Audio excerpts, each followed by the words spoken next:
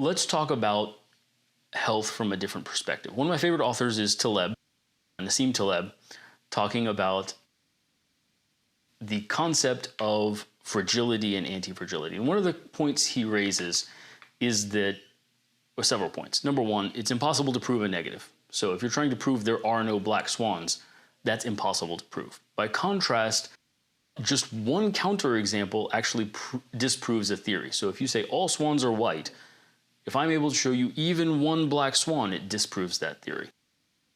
As a result, practical knowledge is usually derived by disproving things. It's a negative process, a subtractive process. Things that we think are true, often we end up reversing course and finding a counterexample and saying, oh no, I guess those things aren't true. But things we think are false tend to be more reliable because we have found a counterexample to that idea. Karl Popper had a similar idea, who was a philosopher of science, who indicated that disproof was far more robust than proof. Taleb also talks about something he calls the Lindy effect. And the Lindy effect is simply this, that in things with a set lifespan, like a single organism, the older it is, the more likely it is to die. However, in anything that does not have an inherently set lifespan, ideas, DNA, or genetics, these things actually operate on the opposite principle. The older they are, the more likely they are to survive. And the reason for that is that the older they are, the more fit they have proven themselves to be. The more craziness they have endured, the wider the variety of circumstances those things have endured. And as a result, they have a higher probability of being able to endure future circumstances. So there's some very simple examples one can give. How likely is it that we will be using our current version of English to communicate in 1,000 years? Relatively unlikely, even if you look back at the history of English evolution. How likely is it that we will be using a language, a sound-based language, to communicate in 1,000 years? Fairly likely, though possibly we might develop telepathy or some other way of communicating that would supersede that. But probably, balance of evidence, we will be using some sort of sound-based method to communicate. How likely is it that we will be using DNA to pass on genes? Extremely likely on a 1,000-year time frame.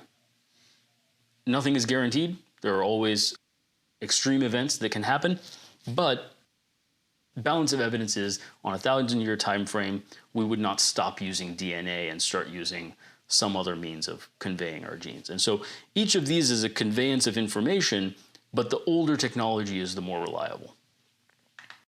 The last concept that Taleb, or not last, but one of his major concepts that he promotes is the idea of antifragility.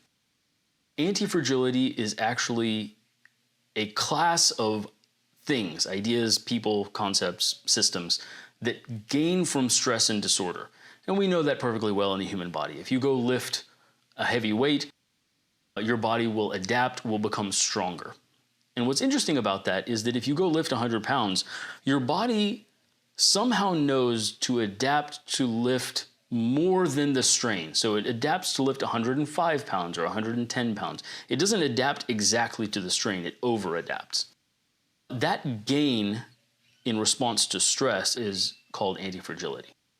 Another way to look at it is consider a very delicate porcelain teacup. That teacup, in response to stress, the best possible outcome it could endure is to stay the same. So if you drop the cup, its best outcome is that it won't break. But it has a very high chance of breaking and is therefore fragile. If you drop a metal container, it has a much lower chance of breaking in response to being dropped, but that is still its best outcome.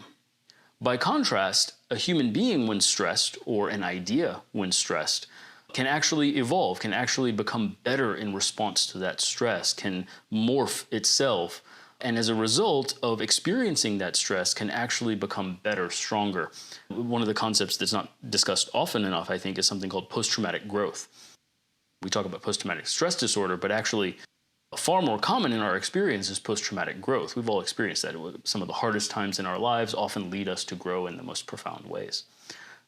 So that is the concept of antifragility.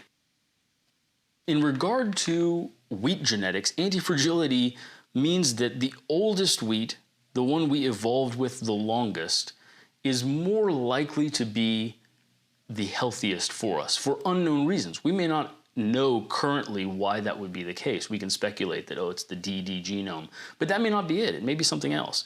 The fact that einkorn wheat has been around for as long as human beings have, that we co-evolved in some sense with this wheat, indicates that it has been with us for a very long period of time and may likely be with us for a very long period of time in a way that we are adapted to and that in fact may be beneficial to us compared to more modern varieties of wheat.